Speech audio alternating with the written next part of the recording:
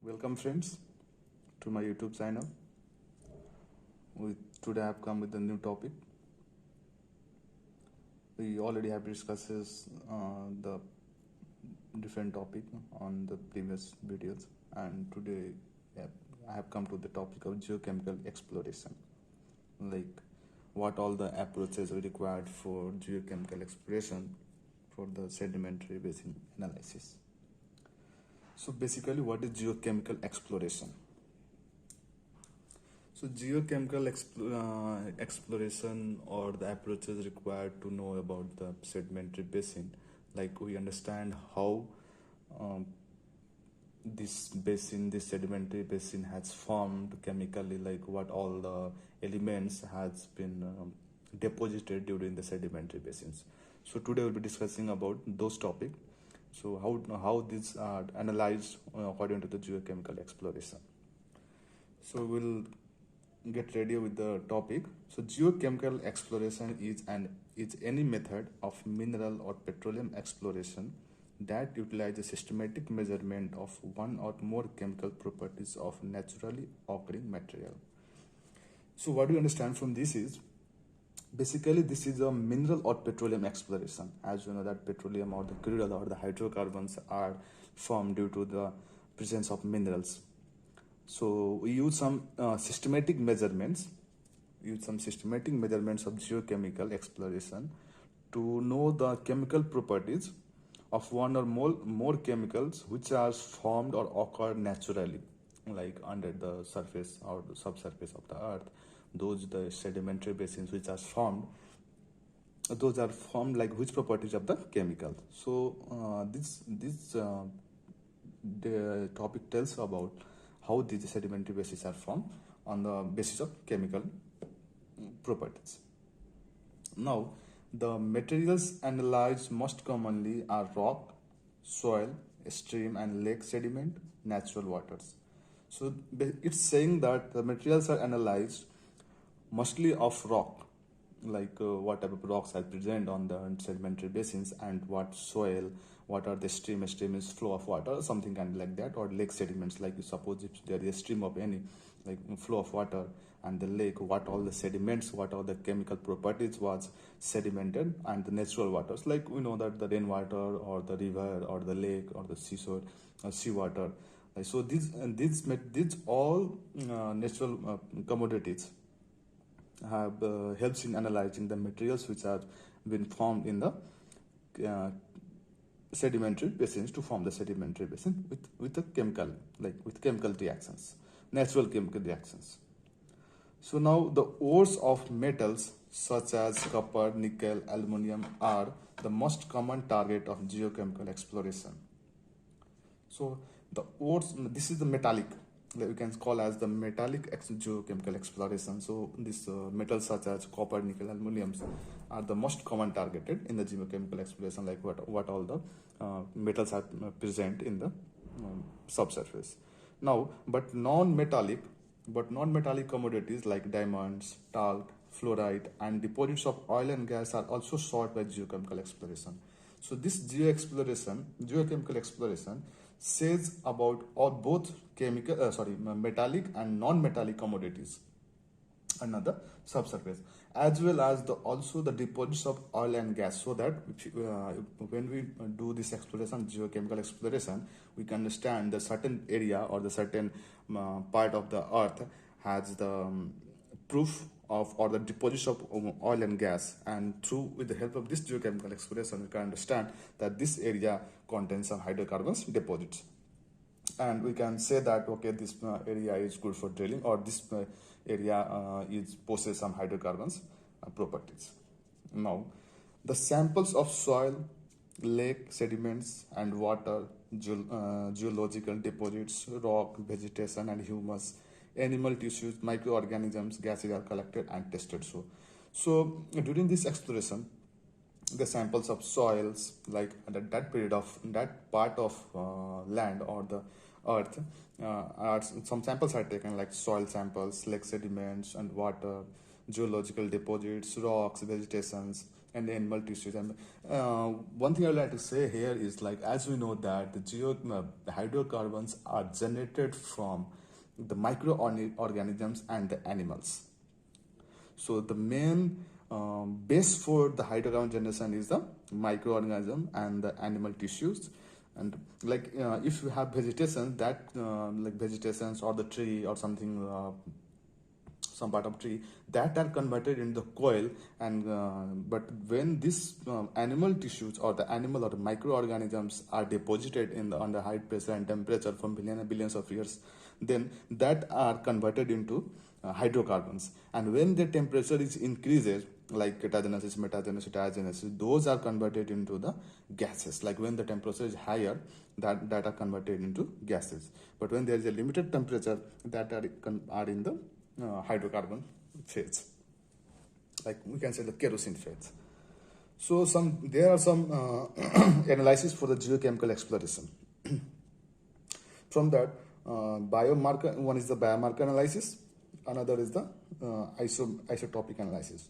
So this is the way to analyze the geochemical exploration. Like with this analysis, you can understand like what all the chemicals are present on that particular area, and we can understand like, okay, there is presence of hydrocarbons. So these are some two analysis.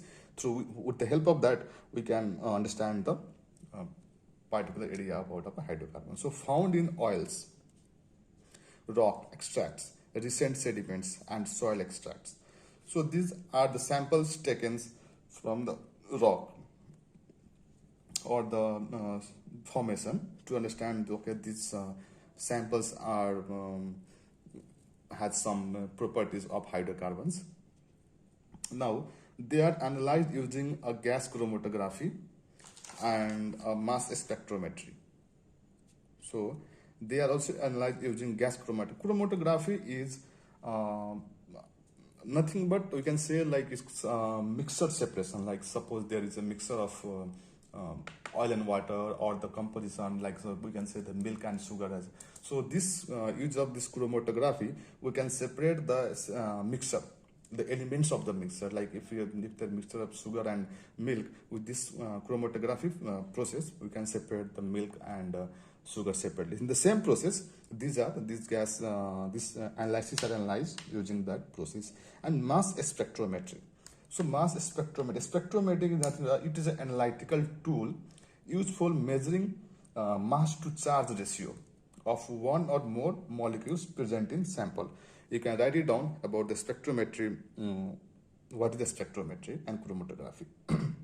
So chromatography is the separation of mixer elements, like elements of mixer, they are separated with using chromatography. And mass spectrometry is an analytical tool used for measuring mass to charge ratio of one or more molecules present in sample.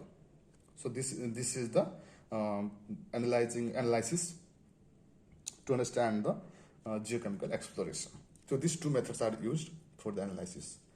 And coming to the isotopic analysis, used to estimate the migration pathway of the petroleum deposits.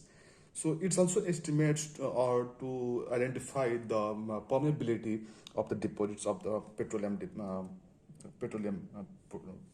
fumes or the hydrocarbons.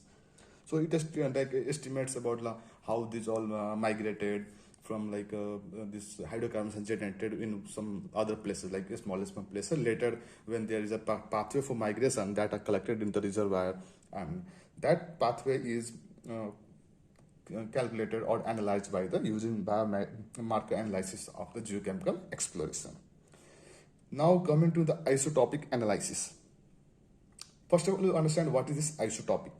So isotopic is identification of isotopic signature and stable isotopes of chemical elements within organic and inorganic compounds. So basically it's identify the isotopic signature and isotopes of the chemical, like suppose there is a chemical, there is one chemical, there is some of the mixture of elements. So it's identify the organic and inorganic compounds of that chemical elements.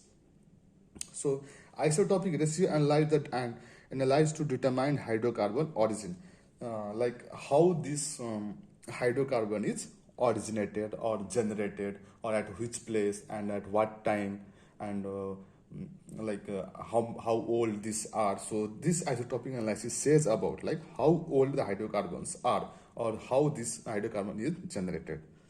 Now used to estimate the accumulation of oil and gas.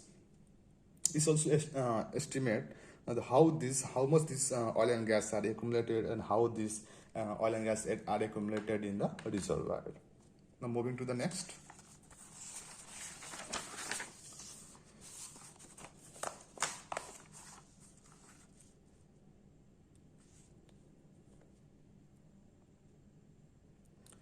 Sedimentological approaches for sedimentary basins. So we can say how these sedimentary basins are formed, like what are the sediments are required, or how it is filled and transported to form a sedimentary basins.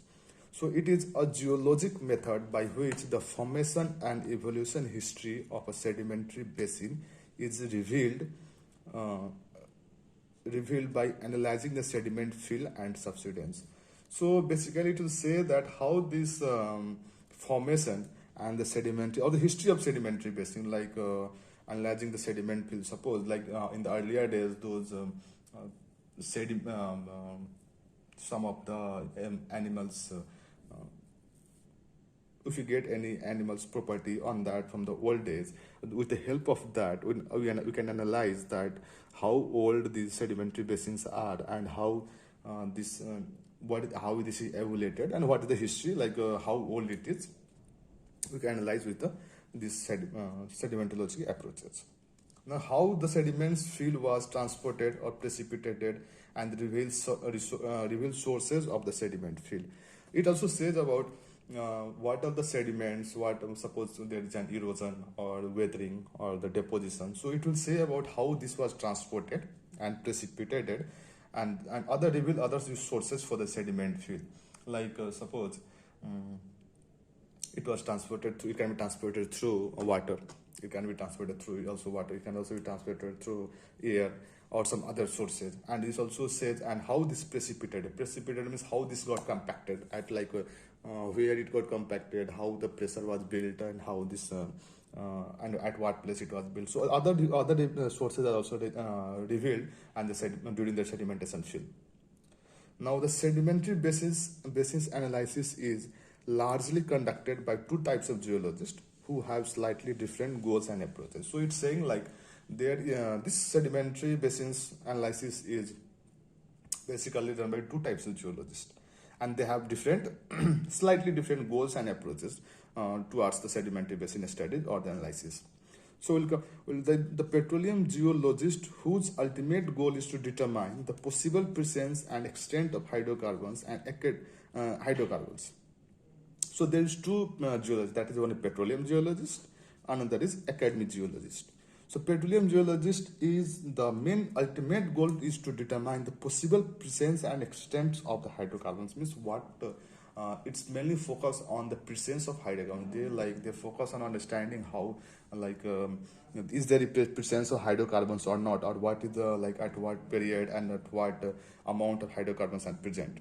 So academic geologist who may be concerned with any or all facets of basin evolution. So it's saying like it can be particular about any other at one properties like presence to know the presence of hydrocarbons, or to know the other, like it is its property is to understand about more than one properties. It can be on the both properties. So this is the two types of geologist which helps to know about the petroleum sedimentological approaches of sedimentary basins. Now coming to the biostratigraphic approaches of sedimentary basins. So biostratigraphic is the branch of stratigraphy that uses fossils to establish relative edges of rock and correlate succession of sedimentary rocks within and between the deposition. So biostratigraphic approaches, basically it's in simple language we can say that this deals with the fossil fuel during the sedimentary basins, during the filling of sedimentary basins or precipitation of sedimentary basins. What what kind of fossils were found on required or got deposited during the sedimentary basins.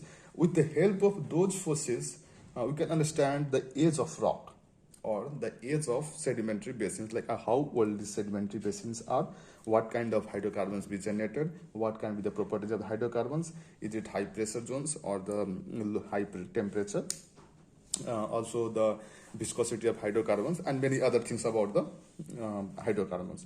So basically you can say that it refers to correlation and age determination of rock through use of fossils. So biostratigraphy approaches, we can say that with the help of those fossils during the exploration, when you find under the subsurface of the formation, with the help of that we can understand the age of sedimentary basins or the age of basins or the age of formation or the rocks.